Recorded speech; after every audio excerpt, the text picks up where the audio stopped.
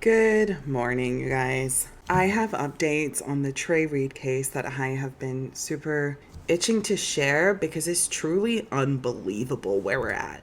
I don't know how authorities can continue to disrespect this case. And for those of you who aren't familiar with the Trey Reed case, I highly recommend viewing my first video on this, which is episode number 6, just to get caught up and refreshed. But off the jump, as you all know, we did not receive a lot of information about this case in general. But just to refresh your memory, Trey Reed was a 21-year-old young black man that was found hanging from a tree on his campus at Delta State University in Mississippi. And I want to note this is all alleged right now.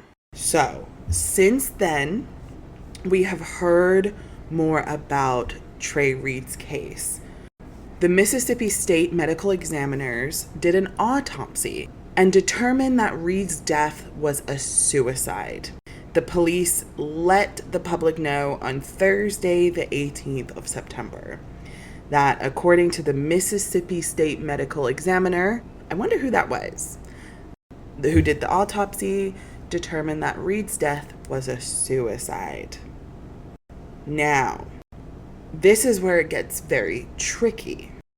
After hearing this, Reed's family is now seeking an independent autopsy after receiving conflicting accounts of incomplete information about the circumstances of their son's death, according to their attorney, Ben Crumb. Side note, you all might recognize the name Ben Crumb. Why is he so popular?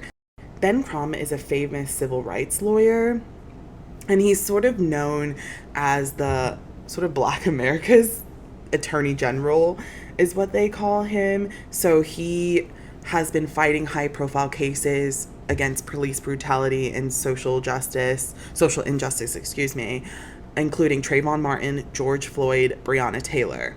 Ben Crumb was on their legal team. And he was also recognized in Times 100, and he has a Center of Social Justice in his name. Ahmaud Arbery was another one too, Michael Brown. It's just tragic cases. So Ben Crumb is on the case. I feel really comfortable knowing that he is, given his expertise and history, I feel very good.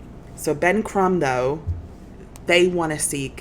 Ben Crumb let us know the Reed family want to seek an independent autopsy, which I think is the smartest thing to do in this situation, because the conflicted information will leave your stomach in knots. One of the Reed family's lawyers, they have a whole team, right? It's not just Ben Crumb. It's going to be multiple people. So one of the family lawyers, her name is Vanessa Jones.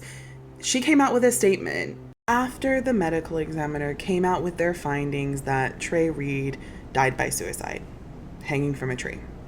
The parents of Trey Reed received conflicting information about where their son's body was found.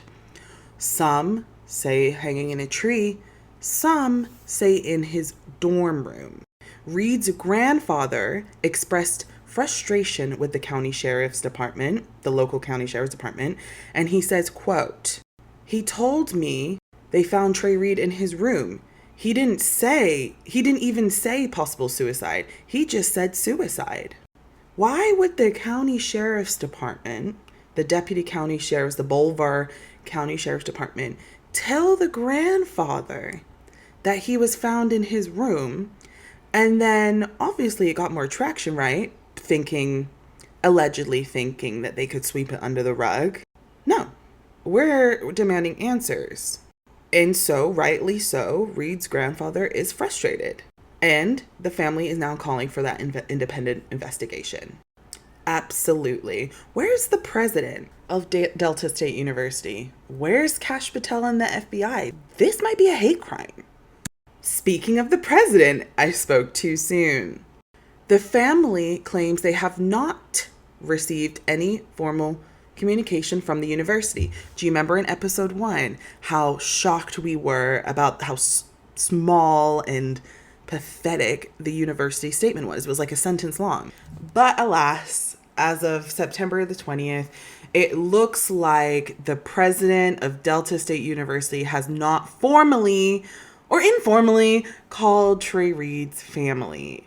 I really, really hope he did subtly under the table, because I don't know about you, but if I was a president of a university and I got a frantic call early hours of that Monday morning saying they found allegedly one of my students hanging from a tree, not only am I going into full crisis mode, investigations, etc., FBI calling, whoever, attorney generals, I'm calling Trey Reed's parents. I'm having them come to campus. I'm doing whatever they need. All the investigations, all the FBI would be here. Everybody would be looking into this. I would absolutely call the parents. I would invite the parents to come here. We would start a whole rescue search team. What are we doing? Why is this not happening? We would launch a whole internal investigation. We'd be questioning students. We'd be doing all this stuff. I'd be absolutely consoling the family of Trey Reed, the victim. What are we doing? I'm almost, you know what I'm going to do, you guys? I'm going to write to Delta State University's PR team and ask for a comment. I think I'm going to ask them about the inconsistencies of where they found Trey Reed's body. I also want an answer on why the president has not spoken to Trey Reed's family personally, and what are his personal thoughts on the inconsistencies. I mean, I doubt they'll reply, but it's worth a try. I mean, at the end of the day, I think as citizens, we're going to have to do it ourselves, because I'm not trusting law enforcement in this one bit.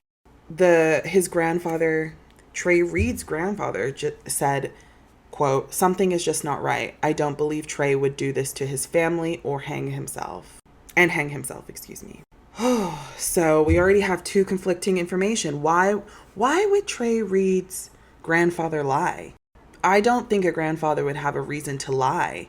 So my thing is, why is the county sheriff saying that Trey Reed was found in his room, but then all of us in the public, we see that he was, or being told that he was, hanging from a tree? It's not making sense. And I absolutely agree that this independent autopsy needs to give everything to a T. I've decided I'm also going to reach out to the county sheriff's department asking for a comment and to confirm if this is true or not. Again, I think we have to take it into our own matters. So I'm not expecting a comment or a reply back, but we'll see. So disappointing. But in all fairness, because fair is fair, I think that if the Bolivar Police Department or Delta University PR team, if y'all are listening to this, fair is fair, provide a comment. Let's debunk some of this then if it's inaccurate.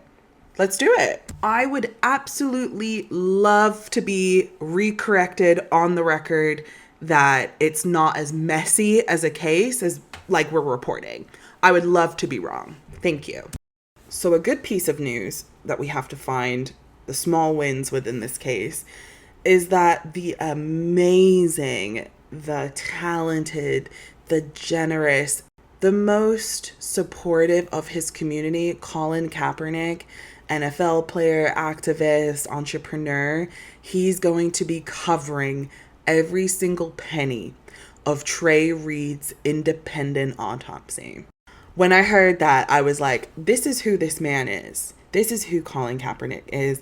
The NFL did him dirty. It didn't work out for him, but this is his lane.